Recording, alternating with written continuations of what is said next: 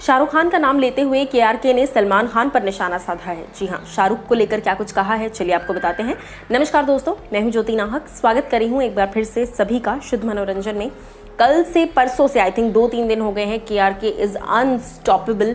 लगातार कुछ ना कुछ कह रहे हैं। बीच में कुछ घंटों के लिए उन्होंने अपना अकाउंट प्राइवेट कर दिया था, लेकिन फिर वापस अब वो पब्लिक अकाउंट कर चुके हैं और बैक टू बैक वो बैकलैश भी कर रहे हैं, स्लैशी ट्वीट्स कर रहे हैं, बहुत कुछ लिख रहे हैं।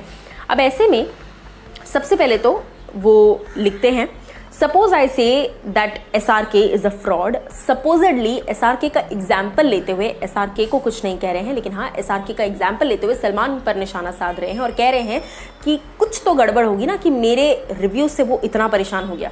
वो लिखते हैं, suppose I say that SRK is a fraud and he is not doing charity but fooling people. He looks बुढ़ा, he is a bad person. Why he will get disturbed cause of my this fake statement? अगर ये सच नहीं है तो वो मेरे statement से affect क्यों होंगे? उसके आगे वो कहते हैं, while nobody hears and trusts me, so if SRK gets affected and files case on me, this means 3 things. जो भी मैंने बोला है वो सब सच है अगर वो अफेक्ट हो रहे हैं और ऑफेंड हो रहे हैं इस चीज़ से और केस कर रहे हैं।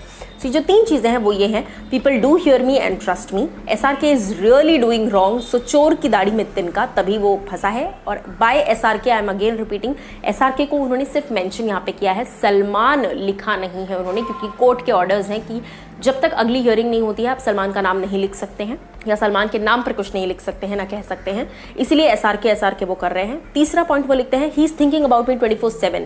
It's just an example. I'm not talking about SRK at all. Clarify भी कर दिया है उन्होंने।